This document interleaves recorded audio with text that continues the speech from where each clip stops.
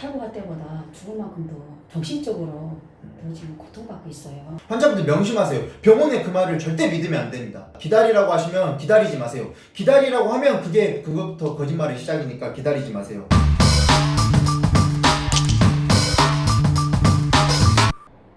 네, 안녕하세요. 여러분의 변호사 솔로몬TV 손영서 변호사입니다. 네, 시청자 여러분, 제가 지난주에 프로보노 활동을 기획한다라고 말씀을 드렸고 성형 부작용 환자분들 중에 경제적으로 어려운 분들을 제가 지원해드린다는 말씀을 드린 적이 있었습니다. 그런 저의 재능기부 소식을 듣고 많은 분들께서 연락을 주셨습니다. 오늘 그 첫 번째 지원자인 성형 부작용 환자 김지연 환자분을 모셨습니다. 안녕하세요. 네, 안녕하세요. 네, 먼저 용기 내어 출연해 주셔서 감사합니다. 김지연님 출연으로 앞으로 많은 환자분들께서 목소리를 내셔서 병원을 상대로 당당히 맞서 싸우실 수 있을 거라고 생각됩니다. 제가 오늘 환자분께 김지연 환자분께 호칭은 환자라고 촬영하는 동안 말씀을 드릴 거예요. 간단하게 자기소개 부탁드리겠습니다. 네, 안녕하세요. 저는 인천에 사는 김지연입니다. 제가 좀 특별한 내용이 있는데요. 저는 북한에서 탈북을 해서 남한에 온 지 8년차 된 탈북민이라고 합니다. 아, 네. 북한 이탈 주민이라고 하십니다. 근데 오신 동안 어려움이 많으셨을 텐데도 또 남한에서도 또 큰 어려움을 겪게 되셔서 제가 죄송한 마음이 듭니다. 환자분, 그러면 혹시 어떤 부작용으로 인해서 저희 프로보노 활동에 지원하게 되셨는지 시청자분들께 잠깐 말씀을 부탁드리겠습니다. 네, 저는 인터넷 광고 사이트를 보고 2019년 2월 21일 강남에서 복부 지방 흡입하고 복부 거상술을 받았습니다. 네, 복부 지방 흡입술과 복부 거상술을 받으셨다고 합니다. 그러면 시청자분들께서 복부 지방 흡입술은 어떤 시술인지 잘 아실 것 같은데, 복부 거상술을 제가 잠깐 설명을 드리면, 제가 여기 자료 화면을 넣을 텐데요.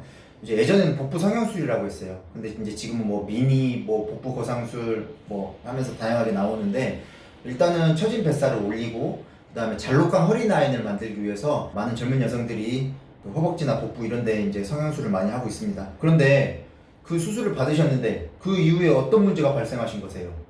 지방 흡입 후에 네. 이런 긴 흉터에 배 쪽에 긴 흉터 그리고 이런 딱딱한 이런 현상들이 없어지지 않아서 네. 제가 인하대학병원에 찾아갔거든요. 인하대학교 대학병원. 예, 네, 예. 네. 피부 그 복부 지방 그 층 내에 그 섬유화, 딱딱한 현상. 네, 그 섬유화 그런 현상이 발생했고, 그리고 반훈, 23cm의 이런 뭐 반훈, 그게 뭐 흉터라 하더라고, 뭐 그런 네. 게 발생했다고 그런 진단을 받았거든요. 네. 그래서 이러한 성형 부작용을 제가 해결하기 위해서 우리 변호사님께 도움을 요청을 했습니다. 네, 맞습니다. 대학병원 교수님께서 23cm에 이르는 반응, 흉터입니다. 흉터와 섬유화 현상이 있다라는 그런 진단을 받으셨다고 합니다. 네. 이 외에도 이제 제가 수술 전 후 사진을 우리 환자분께 받아가지고 봤는데 정말 고통이 심하실 것 같습니다. 우리 환자분께서 용기를 내주셔가지고 여러분들께도 이 사진을 공개하기로 결정을 했는데요. 사진을 보여드리도록 하겠습니다. 네, 지금 사진이 나가고 있는데요. 이게 수술 전, 수술 후 사진이고, 밑에 있는 흉터들, 이게 23cm란 말씀이시죠? 네. 네. 그리고 이 복부 안에 이 부분이 굉장히 딱딱해서 굉장히 불편하시고 통증도 심하시고 고통이 심하시다고 합니다. 제가 그래서 이 문제를 해결하기 위해서 도움을 드리도록 하겠습니다. 근데 환자분께서 처음에는 이 수술을 다 받으실 계획은 아니셨다라고 들었어요. 병원에 갔을 때, 그러니까 성형외과에서 막 이 성형 상품을 판매하려고 많이 꼬셨다면서요? 네, 저는 우선 뭐 지방 흡입만 목적으로 해서 상담받으러 갔었거든요. 네. 근데 지방 흡입만으로 라인이 예뻐지지 않는다 하면서 그 성형외과에서 수술을 받았던 뭐 모델 사진을 하면서 사진을 보여주더라고요. 그래서 네. 거기서 이렇게 이봐라, 이렇게 이분도 그 복부 거상술, 배꼽이 거상술 다 진행해서 그래서 라인이 예뻐진 거다. 네, 그래서 수술을 그럼 전체적으로 뭐 고상술까지 받아야 되겠구나 하고 생각했는데, 근데 무엇보다도 제가 걱정을 한 거는 수술한 날 다음 날이 그 우리 딸내미가 그 네. 유치원 졸업식이었거든요. 그래서 네. 엄청 걱정을 했어요. 근데 뭐 걱정 말아라, 괜찮다, 뭐 다음 날 뭐 바로 일상생활이 뭐 가능하다 하고 3일 만에 바깥에 나가도 된다. 뭐 네. 그렇게 얘기하더라고요. 그래서 회복이 빠르다. 그렇게 예, 예, 좀 예. 가만히 있어도 했네요. 그래서 좀 걱정했던 것들이 뭐 별거 아니네. 네. 뭐 수술이라서 별거 아니네 하고 2가지 그 수술을 할 동의를 했죠. 네. 알겠습니다. 뭐 거기까지도 괜찮습니다. 그러니까 원래는 지방흡입만 받으시려고 하셨는데 이제 복부 거상술까지 하시게 됐습니다. 거기까지 괜찮죠. 네. 그런데 수술 후 결과도 그렇게 좋지 않으셨다면서요? 네, 근데 다 거짓말이었던 것 같아요. 왜냐하면 다음 날부터 정신을 잃고 쓰려져 있고 집에서 뭐 붕대를 풀어도 괜찮다 하길래 풀었어요. 풀었는데 뭐 염증이 발생하고 또 그리고 뭐 점점 가면서 뭐 혈종이 뭐 없어진다 하는데 더 딱딱해서 섬유화 현상이 발생되고 그리고 또 배꼽이 막 잡아당기다가 찌릿찌릿한 현상도 발생하고 네. 또 통증도 느끼고 네. 뭐 무엇보다 결국은 지금 이 효과가 완전히 뭐 없은 거죠. 네. 그렇습니다. 이게 미용 성형이기 때문에 당연히 통증이야 조금 견딜 수 있었겠죠. 결과가 좋다면. 근데 지금 결과마저도 좋지 않다라고 하시는 게 문제점인 것 같습니다. 병원에서 말했던 것처럼 회복도 빠르지 않았고 오랫동안 또 누워 계셨다라고 말씀을 드렸습니다. 지금 수술 전후 사진이 나오고 있습니다. 그러니까 시청자분들도 보셔서 아시겠지만 전혀 개선이 없어요. 네. 지금 아주 짧게만 말씀을 드렸는데도 고통이 상당하셨을 것 같습니다. 이렇게 환자한테 수술 후에 통증 또 부작용 이런 것들이 발생하셨을 때는 의사는 환자한테 그 문제를 즉시 해결해야 되는 그런 경과관찰 의무라는 게 있거든요. 환자분께 이러한 문제가 발생됐다. 병원에 그런 걸 문의해 보셨더니 병원에서는 뭐라고 대답하시던가요?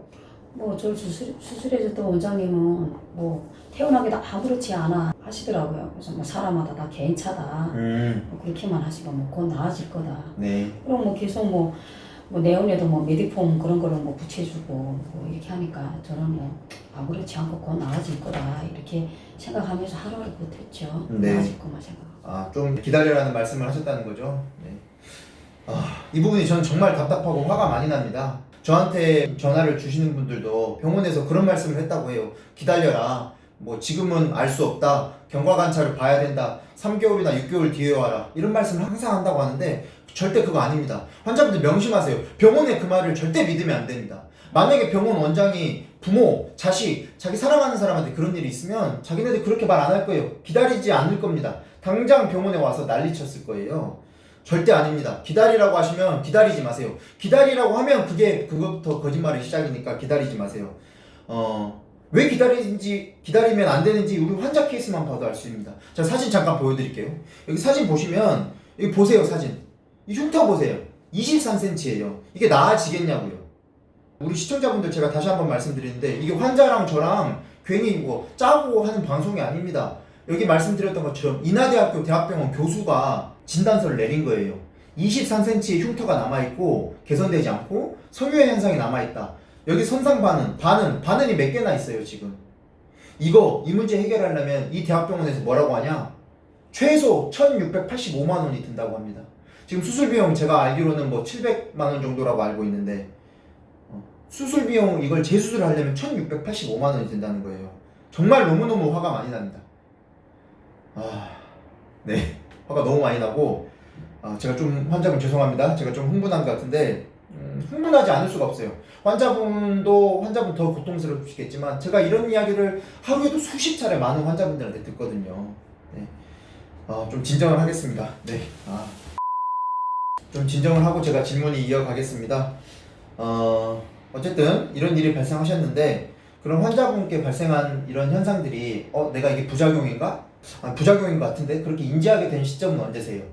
4개월 차에 그 병원에 내원해서 그 딱딱한 부분을 녹이는 주사를 맞으라 하더라고요. 병원에서? 네, 네. 그래서 주사를 맞으러 갔어요. 가서 맞고 한 달 기다렸다가 한 5개월 되는 차에 그래도 딱딱한 게 녹아지는 느낌이 안 나더라고요. 더 악화됐다? 오히려 뭐 좀 울퉁불퉁 막 이렇더라고요.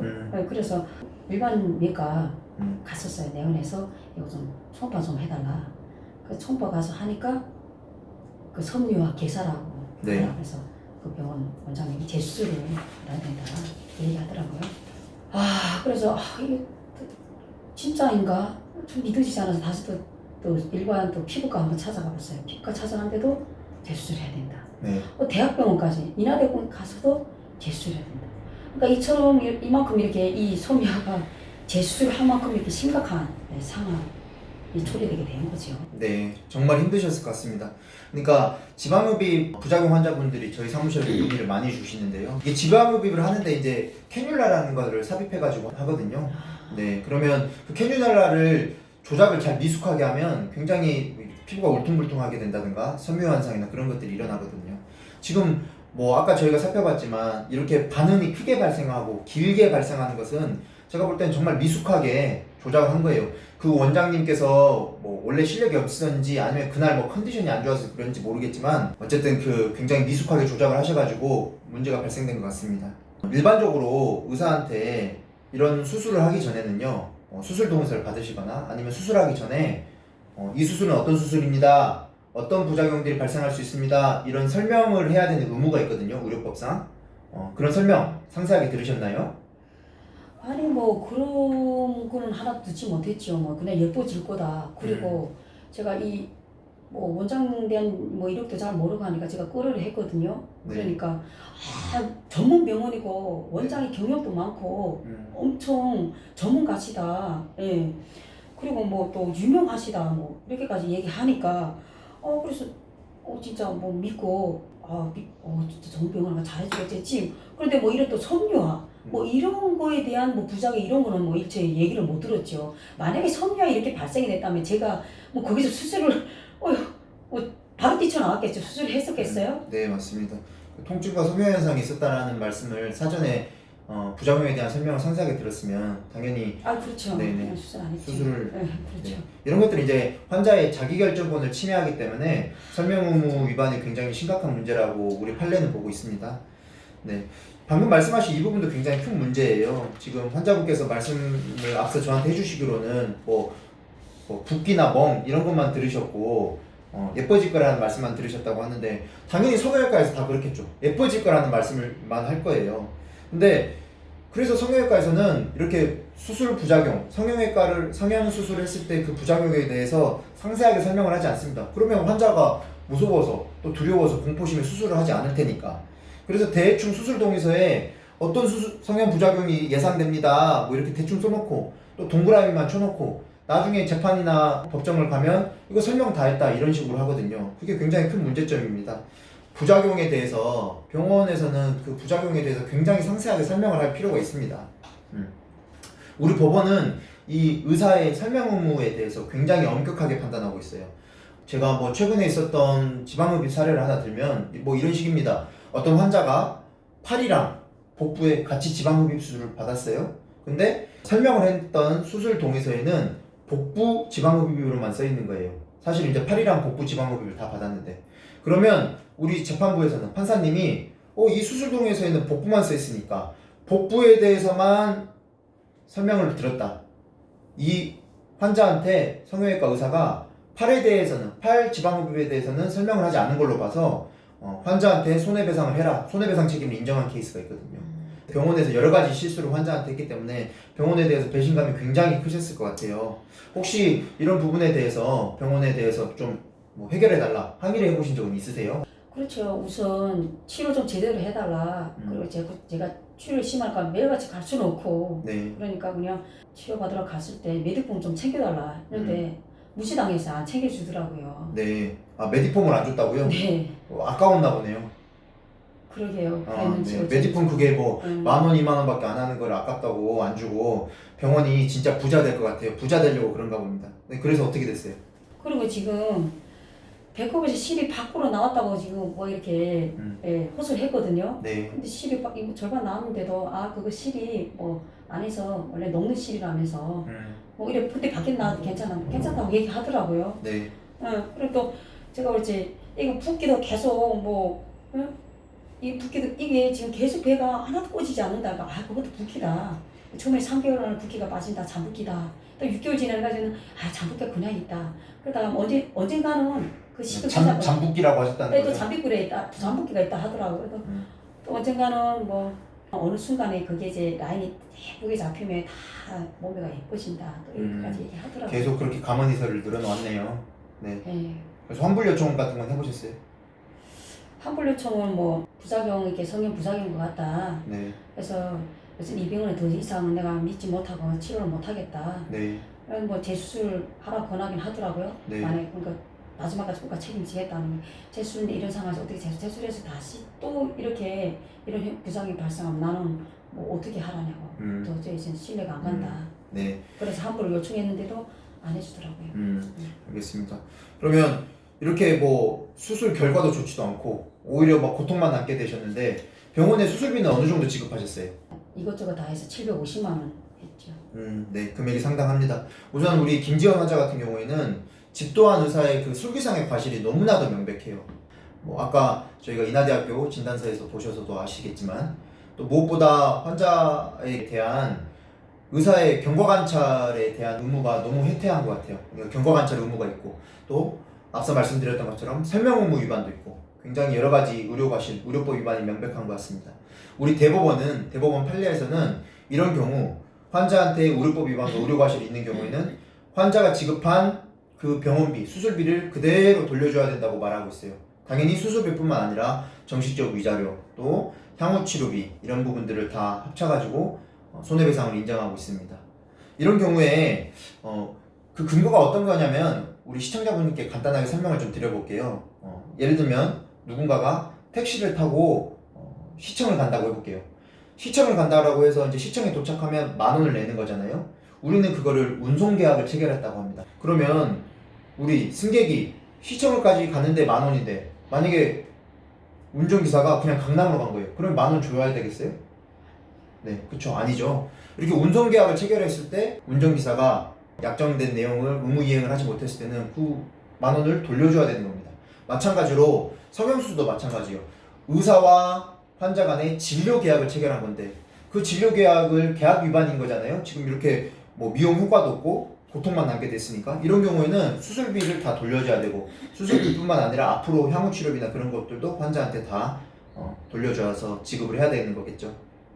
네, 그러면 오늘 영상 이 정도로 마치도록 하겠습니다.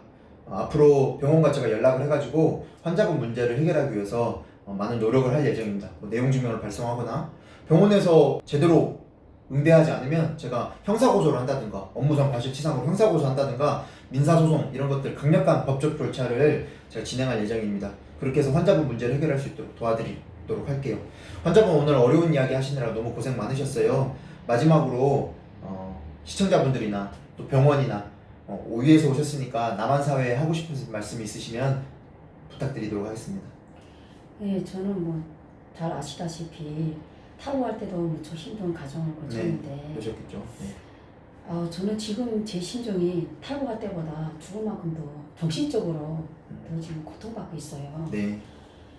왜냐면 제가 이거 밤낮으로 어렵게 사실 힘들게 번 돈이거든요. 네네. 그거 좀 조금 뭐 예뻐지겠다고 이 수술을 했는데 지금 결과는 지금 배가 지금 다 흉터투성이로 지금 돼 있어요. 네. 근데 지금